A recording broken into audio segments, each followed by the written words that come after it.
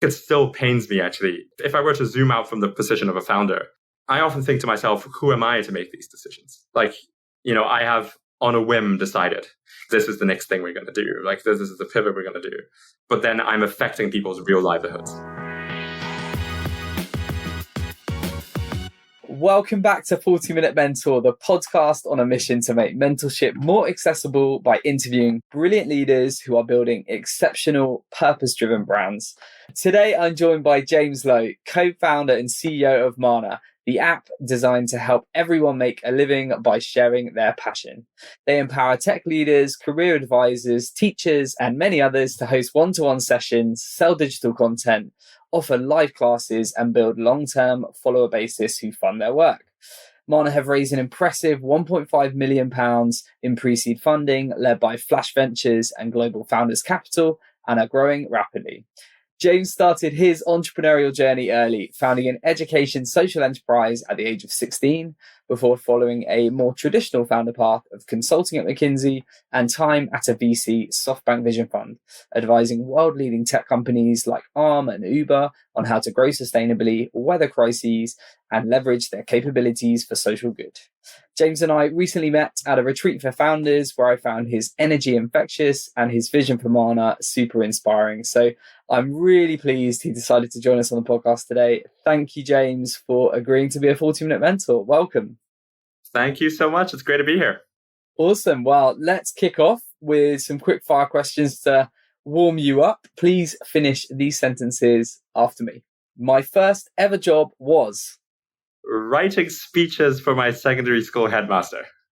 Oh, wow. That's a good job. So was a paid gig? Yeah, it was. Yeah, it was paying off my school fees. So it was quite fun. Love that. That's great. Brilliance to me means? It's probably a balance between being empathetic, having deep ethical principles, and being very adaptable to the environment. Love that. And I completely agree. I think having a strong moral code in business, sometimes the bad guys have won, but I think increasingly the world and the youth of today are really looking to ethical companies and purpose-driven companies. And that doesn't mean you can't have purpose and profit, but I think that really will stand great leaders out from the rest. A misconception people have about me is that I am extroverted. I am actually incredibly introverted. I'm so introverted that on the MBTI, I think my I rating is actually maxed out. So I'm actually very introverted, but I guess I force myself to be sociable. That's really interesting. And recently, this has been an answer from a few founders. I think we all maybe assume that, to be a founder and a CEO, you have to be super extroverted, but that's clearly not the case. So, given that you are an introvert, thank you for coming on the podcast and sharing your story. That's really good of you. And finally, can you share something that we wouldn't learn from your CV? That could be a failure, setback, something in your career or life that you've learned a lot from. Yeah, there's quite a lot. But I guess I'll give you the quick fire numbers. I've been rejected by 130 VC funds in fundraising so far. It's probably more to come. I have been rejected by at least 50 jobs if I count only the ones that I went through to the interview, right? So if I count the ones that I applied for, I don't know how many there will be, but if I just count the ones I've been interviewing for, it's at least 50 I've been rejected by. In fact, when I graduated from university, McKinsey was the only company that gave me an offer, and they were the last company to give me an offer. So if I didn't have McKinsey, I was done. I was just really gone. So, which is kind of crazy. I got incredibly lucky there. And I've been rejected by every ideal university I imagined I would want to go to when I was younger. Yeah. But I still ended up very well. So, that's a different thing. Yeah. I mean, thank you for being so honest. I think that might be just what some of our listeners need to hear right now to show that you can go on to do incredible things. And, you're still relatively early into your career, but you've achieved so much. And I mean, what a great final option in McKinsey to start your career at.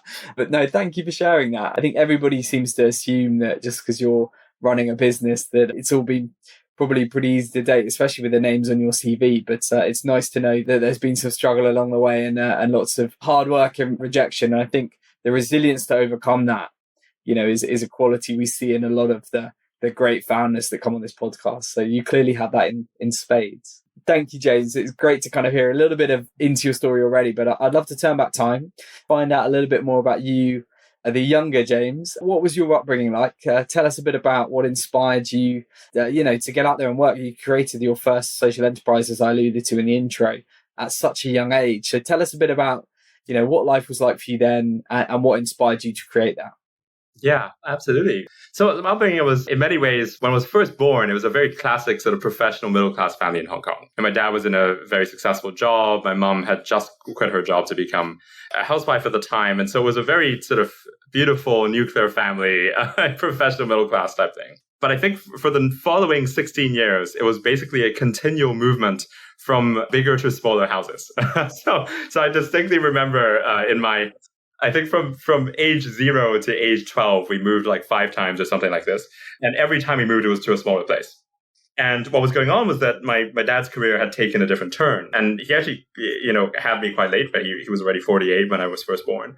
And so you had this continual sort of change in his career, and it sort of got worse and worse. And it got really, really difficult. At the same time, in Hong Kong, the financial situation was going through a massive change, right? So when I was 3 years old, there was a giant financial crisis in 1998. Then there was SARS in 2003, which crashed the whole economy. And it was effectively a mini version of COVID that Hong Kong experienced at the time. And then you had 2007, 2008 with the global crisis. And so you basically had hit after hit, right? It was a really bad time.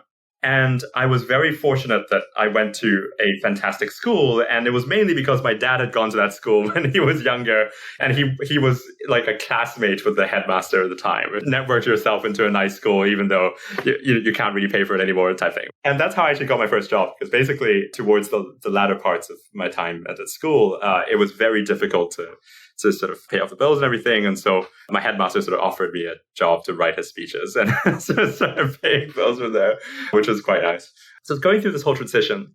But what that experience gave me, and the reason why I then started the education social enterprise, I think, is that for a really weird reason, it combined the privileged elites type background where I'm in school with all these rich kids and they're getting all these opportunities. We can kind of see what good looks like or what success looks like with, of course, what's really going on in my family and actually seeing what it was like for everyone else. And this combination was very helpful. It became a very strong impetus in me to basically go, I have to find a way to use these skills to give back. And so that first social enterprise was actually a debating charity. And it was helping to train, young students from schools from disadvantaged socioeconomic backgrounds to learn debating and build confidence. And then from there, help them with everything else, like going to university or going to better schools and so on and so forth. So that's how it first started. I think it's this weird combination socioeconomically in my life. Wow, that's such an interesting story, and huge kudos to you for at such a young age creating something that clearly went on to have a real impact on a lot of people's lives. And that sort of advancement of social mobility is something that we've talked a lot about in this podcast, and is something I'm personally very passionate about. I went to a school, effectively one of the original charity schools in the country. It's a private school, but the vast majority of kids that go there come from challenging backgrounds, disadvantaged backgrounds.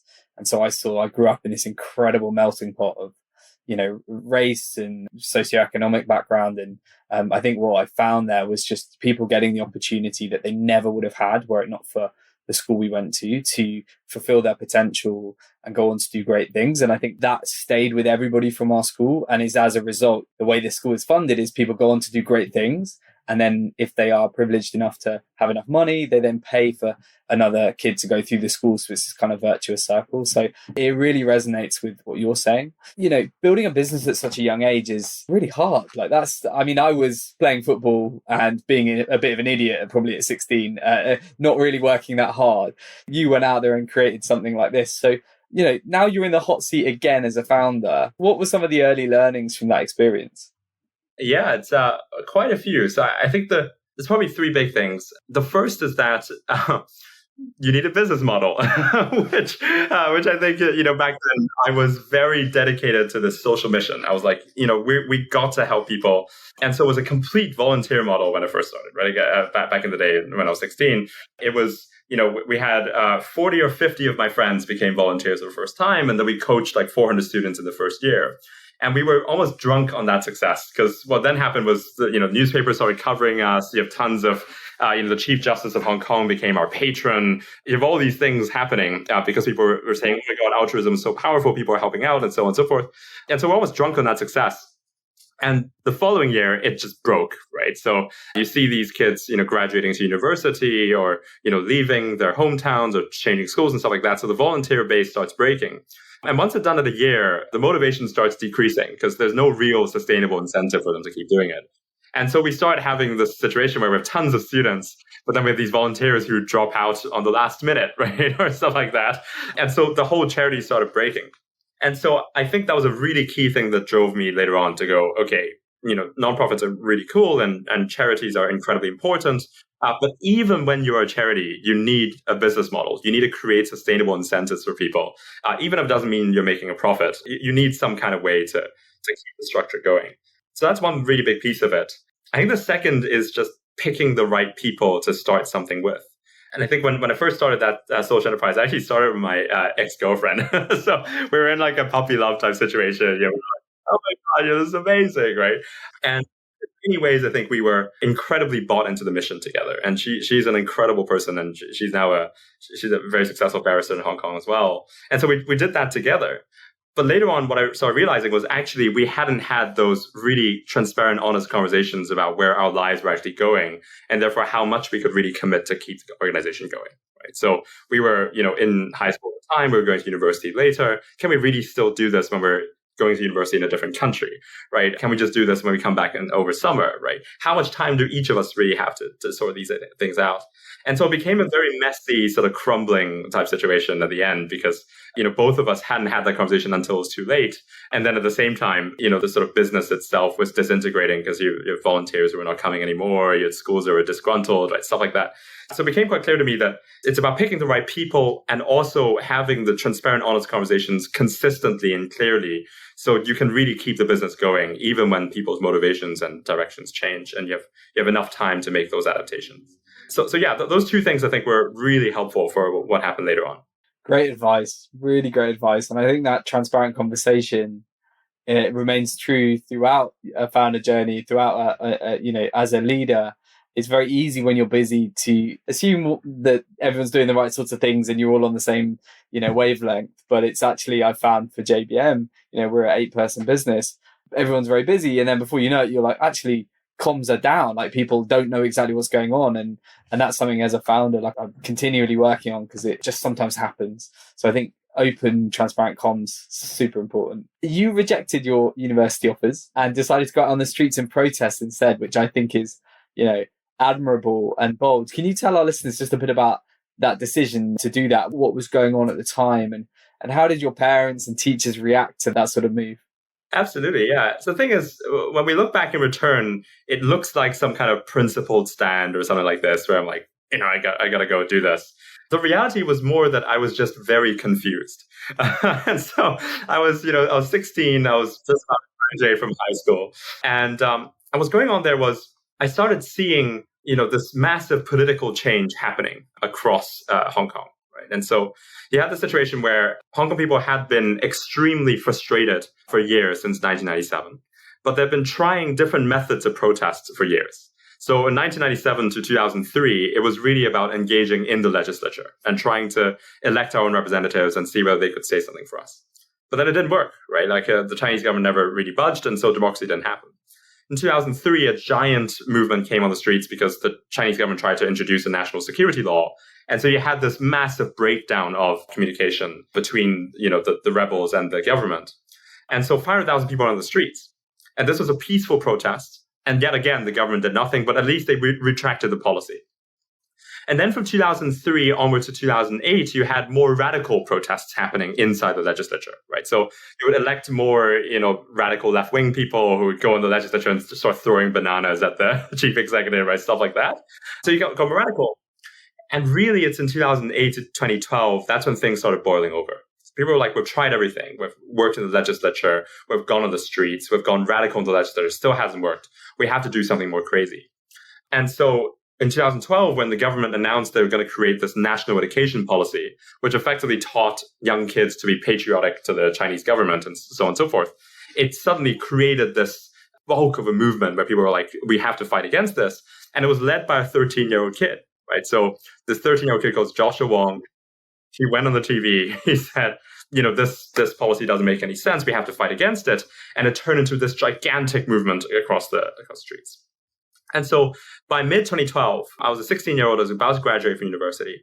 I knew that I hated the degree I was about to go into, right? So my parents wanted me to become a lawyer, and I didn't want to, right? I knew also that I cared very much about the political situation. And that if I left and went to the UK, I would not be able to engage in this at all. I knew also that many of my friends were involved in the movement, right? And they were going out on the streets and they were trying to fight for their rights. And I felt an immense sense of guilt about what I was about to do. And so combining all these things, in my mind, I was just incredibly confused. I was like, my heart is saying something completely different from my mind. And what am I going to do? And so in the end, just literally out of, anger one night reading the news, I just, rejected all my university offers on UCAS and didn't tell my parents. So I was just like, this is not happening. I'm not going to go. Right now, the offers usually come in January. Right. So I did that pretty early. And then I went for my exams and all kind of stuff and actually did pretty well in the exams. And so I would have hit my conditional offers, with the exam results I got. And so my parents were just expecting us to just, let's go, let's go to the UK. That's happening. And then I was like, hey guys, I'm going to go on the streets. And this was, by that point, it was like July or so in 2012. And that was the climax of the movement. That was when things were really going crazy. And so around that time, what happened was a bunch of my friends were involved in the protests. They asked me, hey, do you want to come join and help figure this thing out? And I joined them and I went on the streets. And my parents were just, I think anger is not enough to describe it, but they genuinely thought I was throwing away my future, right? So it was, he's not going to become a lawyer. He's not going to university. And now he's going on the streets in some illegal protest. So yeah, that's how it all happened. Wow. Look, I have just unbelievable amounts of admiration for the bravery of that decision and for supporting your friends and a cause that is really important to you. I think, we see whatever your political persuasion over here, there's a lot of stuff that, I see on a daily basis or, a lot of people talk about that you're frustrated with. And I'd imagine there are probably people listening to this that have wanted to get up and take to the streets, and probably some have. But there's often a lot at stake to make those sorts of stands or make those public stands. And a lot of us aren't brave enough to put ourselves above the parapet to do so. So like huge kudos. And I think, it ultimately has paid off since, despite that, what your parents might have seen as a blip. You've gone on to have this fantastic career, at McKinsey and SoftBank Vision Fund. So why don't we talk a bit about that before we jump into Mana? Like, how did those experiences shape you? And I guess particularly, what are the skills and, learnings from McKinsey and SoftBank that have helped you now that you are a founder? Yeah, so I think McKinsey and SoftBank were very distinctly different. McKinsey is in many ways a very structured career path with a very strong company identity that holds people together even after they leave. It's a very powerful type of almost cult-like identity, which is quite interesting. I think most of the things I learned at McKinsey were not hard skills. So things like, PowerPoint, Excel, or, even industry-specific knowledge when you're consulting for a particular company, none of those things were really directly helpful for what happened later. The things that were incredibly helpful were, I think, broadly two things. They're all soft skills. One of them is basically being able to influence from a position of weakness. So, when you're a consultant, you are often a 20-something-year-old who has zero industry knowledge. Right? You don't actually know what you're talking about. You can go for as much analysis on PowerPoint you can do, but you don't really know what you're talking about. But you're placed in this position where you have to influence the CEO to believe in something. And often what's going on is you're actually almost summarizing and synthesizing what their employees are really saying that the CEO hasn't listened to for years, right? And you're putting them in some kind of actionable package to tell the CEO, hey, actually, this is what you should do. And that trains you in many, many different ways. But the most important thing, I think, is that you learn to persuade someone even when you're in a position of weakness. When you can't force them to do something, you have no power to override them, but you know something is right. Then how do you sort of make that argument? That's one part of it. And then the second piece is that the world really is functioned almost purely on relationships. And I think that was a really key piece of this, in that when I observe how McKinsey works, it's probably the most powerful network in the world, simply by having these consultants who usually come from very privileged backgrounds, who come in for a few years, and then they sort of let you go, right? They just let you go off to do whatever you want, start a company, go to work for a corporate, so on and so forth. but these people all end up being clients.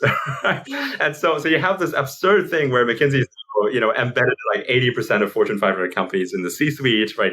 You have this incredible access, and McKinsey's entire business really is built on that. And the key thing is, it's not just that sort of, they all work for McKinsey type thing. Many people will work for the same company, but never feel an identification with that company. But it's that in a very short period of time, they almost inculcate this identity in you, so that even when you leave, you call yourself a McKinseyite, which is kind of crazy. And so when you look at this, it's like the world is functioning based on relationships, and it's functioning based on these incredibly powerful cultural identities that people drag on with them afterwards. So those two things were incredibly helpful, because then when I started building as a company, when you're pitching to investors, you're pitching from a position of weakness to influence someone. When you're getting an employee to do something, really, you're actually pitching from a position of weakness, because they could be doing much better things. They could be working for a much more stable job. They could do they have so much optionality, and you're trying to convince them that your mission actually works. And then when you're building your company at scale, you start realizing you shouldn't be optimizing for, the sort of really mechanical stuff, like, how do I make another spreadsheet to plan out my next business plan? You're actually optimizing for, how do I build the strongest cultural identity inside the company possible? And how can I build the networks necessary so that I have positions of leverage, like across, the people I know, to help support the things that we're doing. So those, I think, were the key things I learned from McKinsey that became, I think, very informative when I became a founder. Yeah, that's super helpful. And I guess with SoftBank, you had the opportunity to work with, incredible founders and operators, I'm sure, many of whom left a lasting impression. Is there any one or group of people that particularly sort of influenced you, perhaps when thinking of it as a founder now? And that could be good or bad. I'm sure there are a bit of both. But yeah, share with our listeners, if you don't mind, anyone that particularly stood out. For sure, yeah. So SoftBank was a whole different thing from McKinsey. Like, when I went to SoftBank, it was like a Wild West type place, right? So you have these incredible amounts of capital. And then you have all these sort of very senior figures who had been senior in other companies and came in as managing partners and so on and so forth, using that capital in a very sort of swashbuckling type way. Right? So very quickly, you feel like something itself is startup, but then it's exploding in every direction. And so I think the main things I learned there were really about, it's almost what not to do when you're growing a company. The things that you need to be really, really careful about. The chief among which, and I was on the turnaround team for WeWork during the IPO failure in 2019. I was also on a team with Arm when we were helping them with the merger and acquisitions. And you sort of see this incredible thing inside WeWork, where WeWork's almost become this pantomime, like, sort of joke, like, for the whole industry right now, of like, you dumped like 47 billion valuation on this kind of company, right, that thing. But I really remember when I went to WeWork for the first time in the middle of that crisis in the New York headquarters, trying to figure things out. You sense that people in that company really, really believe in the mission, right? It's this incredibly powerful energy and spirit that's in that company. And you actually feel it in the locations as well. So when you walk into WeWork, it feels materially different from Aegis, right? Like, you feel like the community managers are in it. There's a vibe going on. People are kind of, going at it, right? And that is actually magic. Like, they did create a fantastic product. The mistake, I think, was that they had a business model that wasn't very sustainable at scale. They overexpanded into countries that were deeply unprofitable and which were just on a unit economic basis not profitable, right? So the rental costs are way too high for the amount of occupancy they could achieve, stuff like that. And they spent money as if they were making that amount of money, right? So they would get funded like 10 billion. So they would spend it almost as if they were making net profit of 10 billion a year to grow like this. And so you end up in the situation where the bureaucratic structures break. The incentives go all wrong for the salespeople in the company. The leadership gets almost drunk on that success, right? And you just become this sort of implosion type scenario. And so what I learned there was basically that it's not enough to build something that people love. It's not enough to build a company where your employees are obsessed with the mission. And it's not even enough to be an inspiring founder, right? Like someone who actually can share an idea and make people buy into it. It's incredibly important to correlate all that to a pace of growth that actually makes sense and which is actually responsible and sustainable over time. And I think that was a painful lesson that I guess everyone in venture capital has been learning for the last few years, and is perhaps more clear now than it has been in the last year or so as well. So, yeah. Really, really fascinating. What an interesting insight you had to those sorts of companies. And I guess from the WeWork side, perhaps some people and sort of circumstances that you'd learn, you saw some of the good, I guess, as you mentioned, the magic that they had, but then you also saw the downside of growth at all cost VC-backed businesses where perhaps vanity and other things can get in the way of, building a sustainable business. It seems like things have turned around quite a lot at WeWork in recent times, but definitely a high profile example of the way it can go. We've sort of alluded to your latest venture, Mana, in this conversation so far, but I think we're at that point now where everyone's itching to learn more. So tell our listeners a bit about what the company does and where the inspiration came for it. Sure. So our current product looks like a TikTok for learning. So you have a personal feed of learning content. Then when you like something, you dive deeper with live classes and one-to-ones. And so the idea is basically you could find what you're interested in this sort of very personalized feed, and then find very relatable people that you can learn from in a live and deeply engaging way. So what's the problem we're trying to solve? Basically, I think my co-founder and I, so Bobby and I, we were very frustrated with a single thing, which is we really want to help someone find their passion. And it sounds a bit sort of fluffy, right? It's like, do I need a product to find your passion, right? It's like, how am I going to do that? But what we realized is that when you look at all the learning products out there today, they all kind of assume that you know what you want. So you go on a massive online course, it's basically you searching for a specific course in a specific topic and then finding the 5-star rating one and then going for it. Right? You download Duolingo, you literally already want to learn languages already. You go for a cohort-based course, you don't just need to know the subject, you need to know this is the particular person I want to learn from. I'm going to pay you $1,000 upfront. And the same thing goes across the whole education system. When you look at like high schools and universities, it's going, let the student pick the subjects they want to study, pick the course they want to do, and so on and so forth. But then when you actually talk to an average learner, they're not saying, how do I find the best math course in the world, right? They're saying, do I even want to do math in the first place, right? Like, what am I truly interested in? What are my strengths? I don't even know what I'm really good at. And, what can I channel those strengths into? And so we became fascinated by that problem. And when we really sort of started digging into how do people think about this, we realized that most of the time it's a bit of like a two-step process. So the first step is this serendipitous discovery. So usually people don't go on Google and search, what am I good at? They won't do that like 5 times in a row. What tends to happen is it might be chatting to a friend, it might be there on social media. They're browsing through, let's say, 10 posts, and out of them, there's one that's super inspiring and interesting, right? There's a nugget of wisdom there that they hadn't thought about before. And it triggers them. They go, oh my God, it's so fascinating, right? It might even be watching a TED Talk and someone makes an argument and you go, wow, this is interesting. But then, now that's a very powerful impetus to learn. But all these platforms are designed to distract as quickly as possible, right? So you go on TikTok, you go on Twitter, you go on LinkedIn, you go on YouTube, the next video is coming up. So you just forget about it, right? It goes away. And then when you get to that second step of like, out of 100 people, maybe one keeps going, right? They have that idea in their head and they start Googling about it. Now that's when you'd see this big split between the privileged elites and the average person, right? You have the privileged elites who say, hey, I have this friend in this area, and I'm going to ask them, what should I read? Who should I talk to? What community should I be part of? And that accelerates their learning in 10x. But then when you talk to an average person, they're saying, I have no idea what to do. Like, I'm very confused. I start Googling about it. I find this massive amount of information, not curated in any way, ranked mostly by popularity instead of value. And they get so frustrated, they go, maybe I should do a course about it. So they go search on a course platform, they find a course, start for a day, and then they give up. Oh my God, I can't do this anymore. So true. We've all been there. Exactly. As we look at this and went, okay, this is really broken, right? But somehow we know that everyone has the same problem, which is they don't even know what they're good at. They don't know what's their passion, what they want to do. But then we solve only for that last step. Like, what's the best course in the world for you to do this? So we were like, okay, how do we build the serendipitous discovery that you get mostly from social media today? That's deeply personalized, but serendipitous enough that you can stretch outside of your comfort zone a bit. And connect that to finding relatable people who could give you fantastic advice and fantastic relevant content to help you master something. And almost replicating what the privileged elites have, right? They have this Rolodex of friends who know their stuff, who will be able to curate stuff for them, who will be able to give them advice on communities to join and so on and so forth. And so we were like, let's build that all into one-stop shop, like for you to really figure this thing out. And so yeah, that's how we first started. And that's the real vision of where we want to go. Absolutely awesome.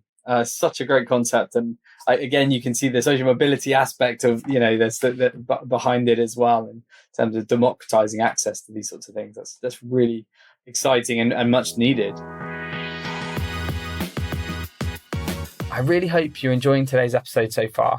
But before we continue hearing from today's mentor, I wanted to take a minute to give a shout out to our series sponsors, Alchemist. Alchemist is an industry-leading learning and development company using immersive and interactive experiences to help increase employee engagement, levels of happiness, and achievement across your teams and overall productivity. Alchemist presents L&D departments with an opportunity to innovate and be bold in their approaches to blended learning. If you love the sound of this as much as we do here at JBM, then head over to thisisalchemist.com/40-minute mentor to learn more. And now back to our 40-minute mentor.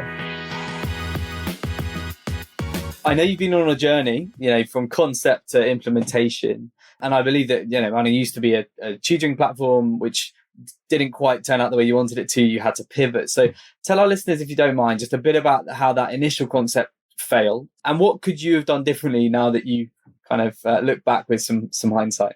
Yeah, absolutely. And we're still in that sort of gradual pivoting process as well. And so I don't think we have all the answers. So this is what happened. Basically, when we first started as a company, the problem that we believe we were solving is actually quite similar to what we're describing now, right? It's still basically, people need to find their passion. It's very difficult for them to discover what they want to learn. How can we solve discovery and learning? But the problem was that we started off the wrong edge by going, where is the most monetizable market that we can see now?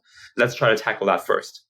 And we concluded at the time was K-12 tutoring, right? So it was a very obvious existing market. People were paying for it. Let's go for it. And so we went on Reddit and found as many students as we can. And we basically went on calls with them to chat about their needs and stuff like that. And over, I think, a 3-month period, we started realizing that the product market fit just wasn't there, right? So you could see how basically in K-12 tutoring, the real customer is actually the parent. But everything we're describing is actually helping the student discover what they're passionate about. And the problem is that every time the student tries to pay for something, they're going back to the parent, right? And the parent's going, improve your exam scores, get into university, do all these things, right? They don't care about your passion at all. And so we were the business model was solving for the parents' problems, and the actual product was trying to solve for the students' problems, and they were often in conflict. And so you get this real difficulty in trying to sort it out. And so we ended up figuring out that's not going to work, and we need to pivot. And so we started looking back at the user interviews and going, what are these people really interested in? Are they thinking about physics problems or are they thinking about something else? And, obviously, all these kids were saying, actually, I don't care about getting another homework app. There's so many of them out there. But I've always wanted to be a fashion designer. I have no idea how to even get started. Right? I've always wanted to be a hardware designer. Is that even a job, right? How can I do that? Or I've always been obsessed with plants. Is there jobs that involve planting trees? Stuff like this. Right? So people have these incredible imaginations of where they could be that they mostly get from social media, right? And they kind of go, how do I pave that path? Because all my teachers are telling me is do physics, chemistry, biology. The best case scenario, become a doctor. If not, become a lawyer, then become a banker, and then become a consultant, right? It's all sort of paved out. And so we started looking into that and going, actually, it's very interesting because the people who can offer them the best advice are often the people who are similar to them, but a few steps ahead. So it's not that if I want to become a fashion designer, I should now talk to Tom Ford, right? Tom Ford can't really help me on that. But, a university student who just graduated in fashion design, who's about to go into her first fashion job, will be a fantastic mentor to this high school kid who wants to do that. And the same thing goes for that fashion designer who's just started their job. A fashion designer who's done it for 5 or 6 years will be a fantastic person to give them mentorship. And so we started pivoting away from K-12 into these career topics, but really a very loose definition of career, right? Not the traditional careers, but this broad set of careers. And also just looking at this matching methodology, right? How do we find people who are relevant to you, but a few steps ahead to put you together? So that's where we went. Now, then the pivots that came after, I think, were more pragmatic. It was the fact that we realized that this market doesn't exist yet. And if we just try to sort of open it up, no one's coming in. It was just, you could see our early numbers. It was horrendous. I think we had 700 people sign up before the platform came out, mostly because we were hyping it up on LinkedIn. And then the second month, we had 300 users. And then the third month, we had 200. And it's dropping precipitously. So we were like, okay, this is not going to work. We probably have to pivot a bit. And so we made 2 pivots. The first one was to basically go, could we start with the influencers who are already sharing these concepts?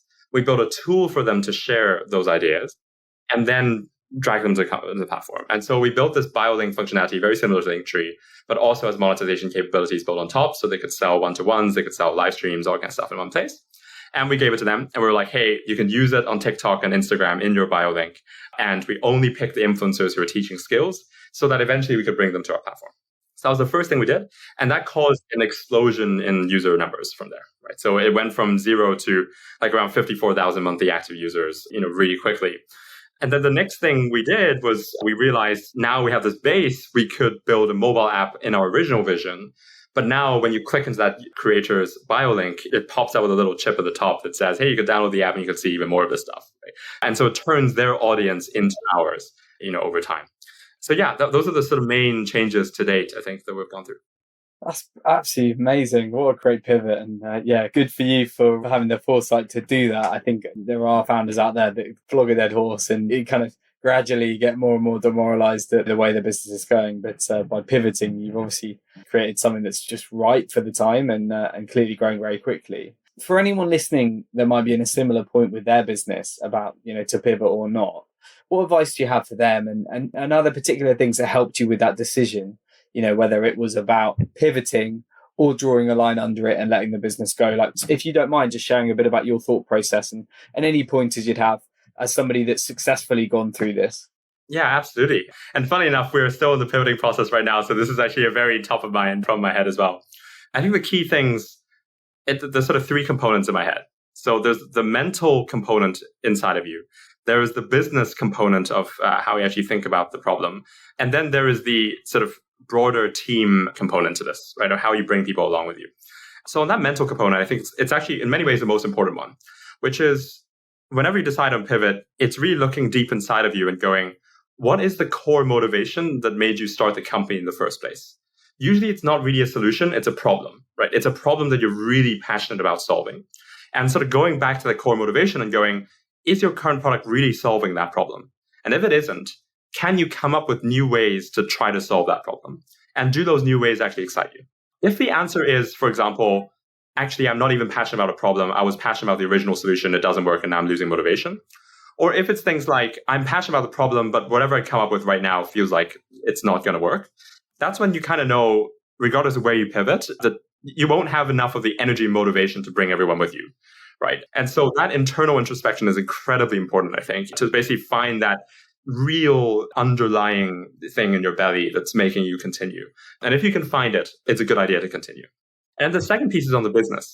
And I think here it's the key things are first to treat sunk costs as sunk costs. Like you build a product, it hasn't worked, it's there now. And whatever you do now, if you try to bolt on the existing product, you'll probably end up with the wrong answer, right? You'll probably end up just, mildly pivoting without really solving the problem. So it's important to treat them sunk cost as sunk costs and go back to the first principles of like, this is the problem we're trying to solve. What's the best possible solution we can imagine to that problem? And then if there are things from the current product we can leverage, amazing. If there's absolutely nothing, that's still not necessarily a problem as long as you have enough runway to allow yourself the room to experiment. So sunk cost is sunk cost. And then the second part of the business piece is keeping yourself incredibly lean and fast. And that's often a muscle for teams to develop as well when they're becoming slightly larger. It's that you may have these bureaucratic structures built out where you have this engineering manager and underneath you have 4 engineers and they're waiting for engineering manager to cast down what has to be done, all that kind of stuff. But when you're going through a pivot, you can dispense with all that structure if you want to, right? You could basically go, cool, we have 10 people. How are we going to use them to brainstorm in the most effective way, right? So for us, for example, we literally ran a hackathon and we split the teams of 3 to run a hackathon where each of the sub teams have a commercial person and a dev, right? And they each work on one of the ideas with a very structured deliverables at the end of the hackathon. And we talk every week, like to see where each other are and learn from each other and sort of get to the end state where then the company makes a decision on where to go, right? But basically, you can dispense with these structures as long as you give a sense of purpose to the team to almost participate in the journey to figure things out. The final piece is basically the team and like how do you bring people along? And I always think the only real policy here is transparency. I think it's incredibly dangerous to be pondering a pivot and not let the team know that and let them continue building and building and building and building and then suddenly jump in and go, I've decided to pivot to this whole new thing. Sorry, guys, let's go, right? And let's move, right? You need that transparency to bring the team along with you. It's going to be incredibly hard. People are going to lose motivation in the short term, but you have to have those hard conversations in order to bring people with you. And the same thing goes with your investors. Same thing goes with your co-founders. Same thing goes with the leaders in your company, right? It's really giving everyone that sense of like, we're going to solve this together. This is the approach that we're going to go about it, not necessarily the answer. And so I still struggle often with this question of, is democracy necessarily a good idea? Like in a company when you're pivoting, right? Should we let everyone vote on where to go next, right? Or stuff like this, right? That's still a really hard problem to cross. I think the bottom line is that you need transparency with the team to give them the confidence in the process to find the next pivot that needs to happen. So yeah, those three key things. Super helpful. Great advice. And I know as part of that pivot, you had to downsize the team, which is not an enjoyable task for any founder. And I've had to do it myself over the years, probably the worst time of my JBM career. So can you share with our listeners, I guess, particularly for anyone that might be in that position now, given the economic climate, about your experience, how you dealt with it, who did you lean on when making those decisions, and what your takeaways were from it, I guess, particularly with a lens of advice for anyone else that might be in that situation now? Yeah, absolutely. I think the way we handled it was we started from what the pivot is going to be. What are the real resources we'll need as a team to make that happen? And then, of course, there's some financial constraints as well of like how long the runway remains and therefore how large a team can be. So it's the hard constraints at the front. And then it becomes who's going to stay, who's going to go. And there I leaned a lot on, obviously my co-founder, but also our sort of VP of engineering as well. Us three as a team, we really had to sort of dig deep into this and go, where do we think this is going to end? And so those are all very important. The next thing we did was we decided that we had to do the process fast. We had to do it responsibly and transparently. And we have to do it not in the context of just letting them go and leaving it, but actively helping people with their next role. So we had all the conversations mostly on the same day. We had really transparent conversations as well. Like it wasn't a sort of, hey, it's not that bad, blah, blah, blah, that kind of thing. Right? It was really a, hey, we're making this really difficult decision to pivot as a company. These are the needs that will come in the future. And unfortunately, it means, they can't stay. And in addition to that, to really leverage our networks to help with even something as simple as, what does a CV look like, right? How do we frame their time in this company in the best possible light? Are there like any startups out there that we can introduce them to, so on and so forth, that could hopefully make it better? None of those things made it easier, right? So I think it still pains me actually. If I were to zoom out from the position of a founder, I often think to myself, who am I to make these decisions? Like, I have on a whim decided this is the next thing we're going to do. Like this is the pivot we're going to do. But then I'm affecting people's real livelihoods, right? And people who really believed in the company and have a vested interest in it. And so even now, it doesn't make it easier. And it often makes me question, like, am I doing the right thing? What's the best way to navigate ourselves out of this? But yeah, I think it's the business reality and the constraints that then set the hard limits of what you can do. Yeah, absolutely. And I think at the core of what is sadly sometimes an absolute necessity to save the business and ensure there is a business, hard calls need to be made. And I think so much of the reaction to those conversations will really depend on how that's communicated, the empathy shown for the individuals that are impacted, and the support thereafter for what is obviously going to become a stressful time. And I think clearly you went above and beyond for your team, and that's something that we would encourage all clients that, having to make those sorts of difficult calls, any founders there, about doing it in a humane way, and then going above and beyond to support your team, because they will remember it. And that the quickest way to damage your employer brand is to cut too deep, too aggressively, too quickly. And as we've seen, sadly, way too often, just in a really just kind of callous way, just a Zoom call and no access to anything thereafter. And that's just obviously completely the wrong way to go about it. And you'll get called out, and it's just not worth it. Do it in the right way if you have to. But it is part of business. And I think anyone, listening to this that might be in a corporate role right now, that like we get calls every day about getting into the startup world. This is one of the realities of it.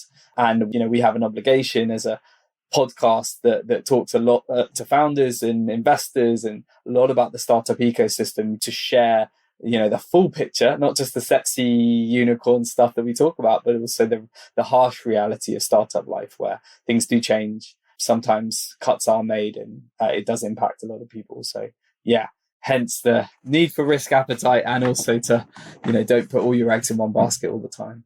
Thank you so much for being so honest, James, and vulnerable about a thing that I'd imagine was really heart-wrenching and difficult for you. But, it sounds like the business is on a really good trajectory now. And I think, again, that the way you dealt with it stands you in good stead for the future. You've been on this incredible journey with Mana, and it seems like it's going to, continue at a great pace in lots of exciting times around the corner.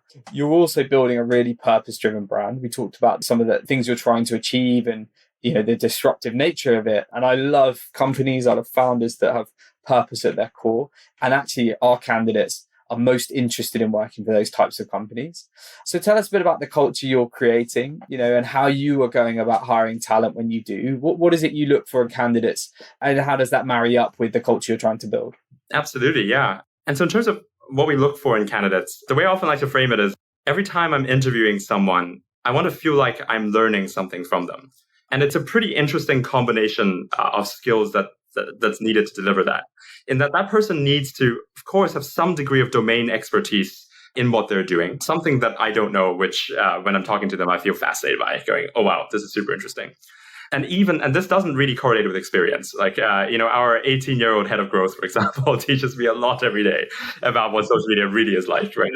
The creation is like, and so on, because he's a YouTuber himself with 35,000 subs and so on and so forth, right? So he teaches me a lot too every day.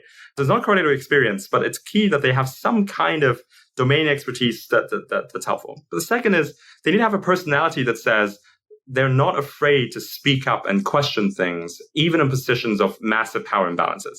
And an interview is a classic example of power imbalance. You have a situation where you're almost trying to ask that person for something, and you're in no position and no leverage to make a decision.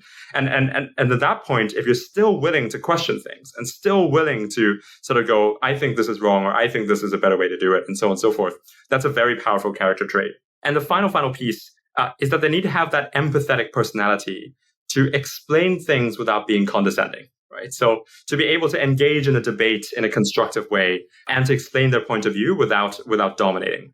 And so when those three things exist, that domain expertise, that ability to explain things in a constructive way, that ability to have empathy, so on and so forth, like when these things come together, you have that experience where you're in an interview and you feel like you're learning something constantly. And that's what I'd really love to feel like when talking to someone.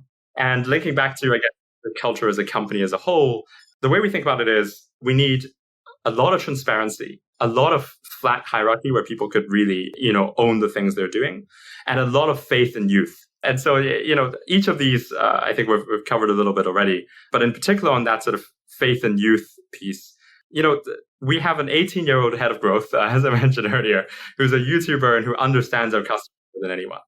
Our head of strategy is really a 21, 22-year-old, like recent university graduate, right? But who is incredibly flexible, and her ability to flex across use cases is incredible. The oldest person in the team right now, I think, is like 31. So we're an incredibly young team. But that gives us a lot of flexibility, a lot of spirit and energy to keep pursuing the right things. And that marries up with that, flat hierarchy where, everyone can own their bit and really interact with each other to build. And that transparency of saying, I was mildly notorious for a moment with my team where I literally showed them the P&L line by line. Like just going, okay, this is where we're at as a company, or this is the runway. And here's like all the investors who pulled out and rejected us this week, that kind of thing, right? So you're sort of going transparent just to keep the team going together. And so yeah, those are core tenets of our culture and how we think about interviewing. Amazing. Thank you, James. Definitely the sort of company I'd imagine lots of people listening to will want to be involved with. So prepare yourself for a shed load of applications. We're sadly close to the end. I'm conscious of time. So just two more quick questions and then we'll get to our wrap up. You've obviously raised, a really impressive pre-seed round, 1.5 million. There are going to be founders listening to this going through that savage process that you've alluded to with lots and lots of knockbacks and I'd imagine questioning themselves left, right and centre depending on the outcome of certain pitches. So can you just share a little bit about your learnings, any advice or tips that have helped you secure that funding and any words of encouragement for founders going through it at the moment? Yeah, absolutely. And so first of all, to put in context, that pre-seed round happened in a very, very bull market. And so I'm pretty sure that's almost impossible to replicate right now. And so I wouldn't look at that and go, that was very impressive. When I look at that, I go, we were beneficiaries of a very advantageous market. When we think about fundraising, I think there's two big things in my head. The first is that the process of fundraising really isn't us trying to cave to what an investor wants, as in us trying to sort of create what the investor is looking for. It is actually a matching process of finding the investors who are looking for someone like you and who you end up being the best possible version of that to them. And so what I would optimize for then in the process, instead of trying to look for the biggest name investors and try to build what they want, I would reverse that and go optimize for the quickest no's you could get. Right. So get a no as quickly as you can because you know that investor is not the right person, right? And the fund's thesis is not compatible with you. And also when you do that, your mind then accepts no's a lot better, right? Because you feel like you're actually filtering through the no's to get to the yeses. So optimize with the quick no's.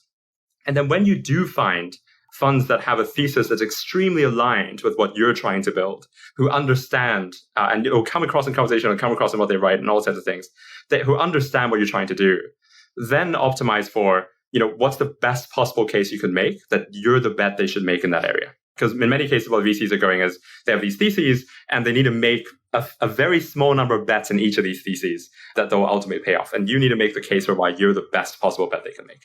And so that's the first big piece. It's basically that it's not you caving to the investors. It's actually you filtering through the no's to find the right investors for you. And the second big piece is that really optimize for the right investor over the right amount.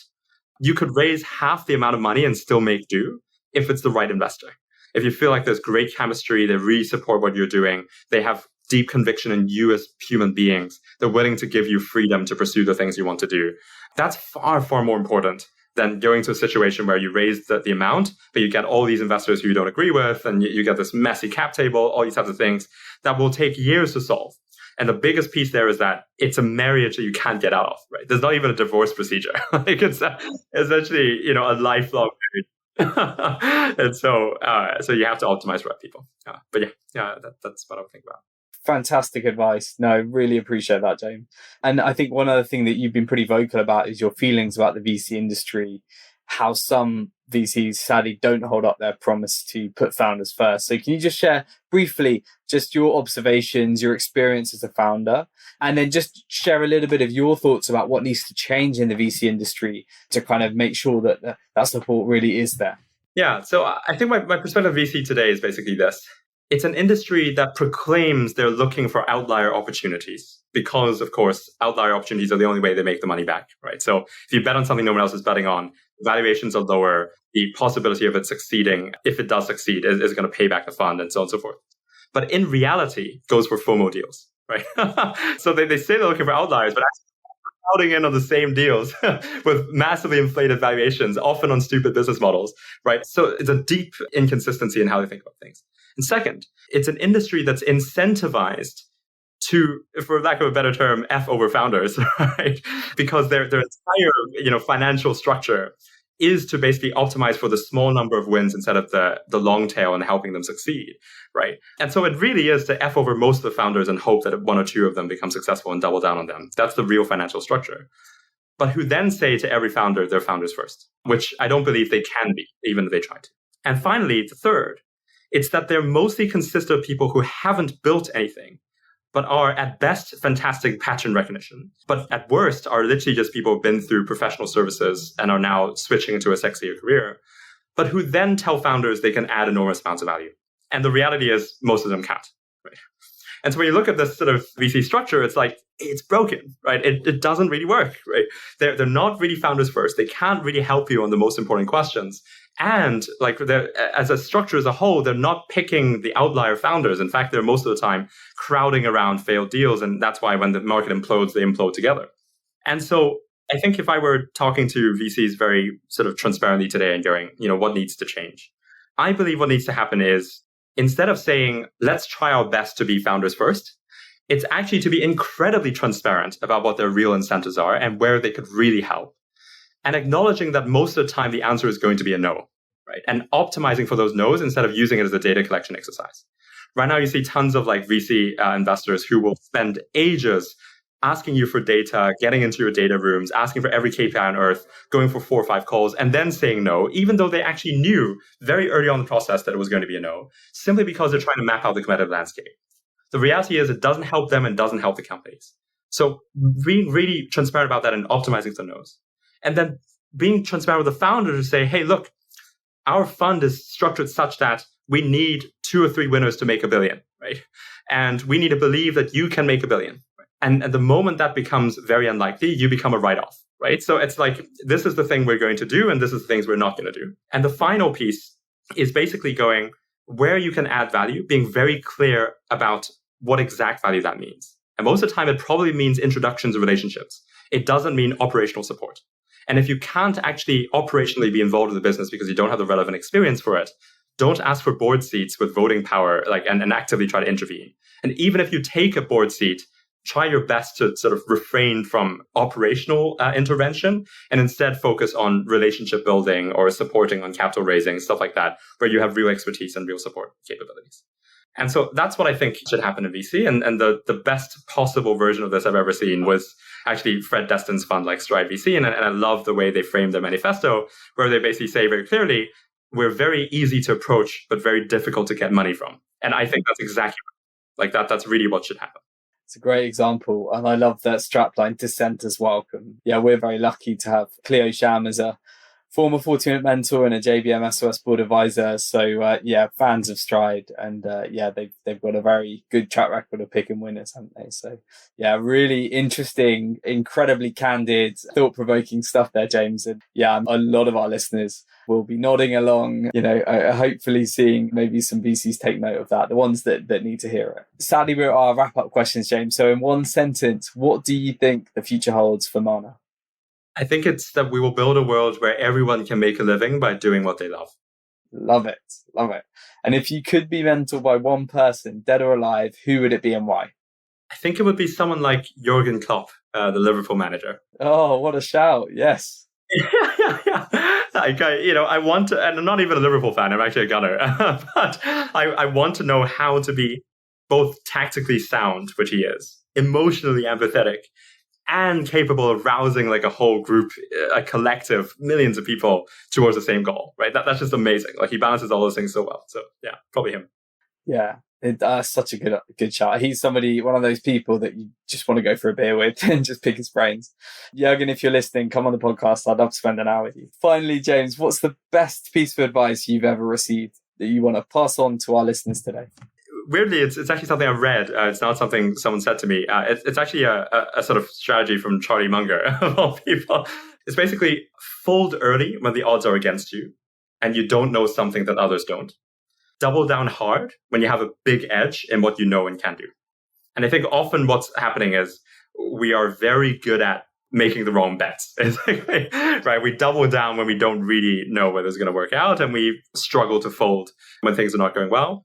And the key thing, I think, is that connection. It's that you fold early when the odds are against you and you don't feel like your understanding of an issue actually gives you an edge on the problem. But then you double down hard when you know that you have an edge, even when the odds are actually very difficult, right? So it's really optimizing for that mental edge on something that then gives you that confidence to make the bets. James, thank you so much. It's been a wide-ranging conversation, fascinating insights, great mentorship. You really are a founder to keep an eye on, and I'm very excited to see what you're going to go build. Yeah, I've thoroughly enjoyed this conversation, and I'm sure our listeners will do too. So thank you for joining us. Thanks so much, James. It was amazing. Really enjoyed it. Thanks so much. I love catching up with James. He's got such a great energy and a fascinating background, and I really appreciated his candor and amazing insights that he shared in today's episode. I'd love to hear what you thought of James and the podcast series so far, so please do feel free to send your feedback and suggest any guests that you'd love to hear from in future episodes to info@jbmc.co.uk. Plus, if you're a big fan of the podcast and would like to become a 40-Minute Mentor ambassador, please do drop our producer Hannah a line at hannah@jbmc.co.uk. Finally, don't forget to tune in next Wednesday when we're joined by Elizabeth Uwe-Binene, the multi-award-winning author and columnist of the Financial Times, and also a founder herself of an exciting new startup called Storia. Here's a little snippet of what you can look forward to. Not everybody will understand, but sometimes it's not your job to tell someone and convince people, it's to show them.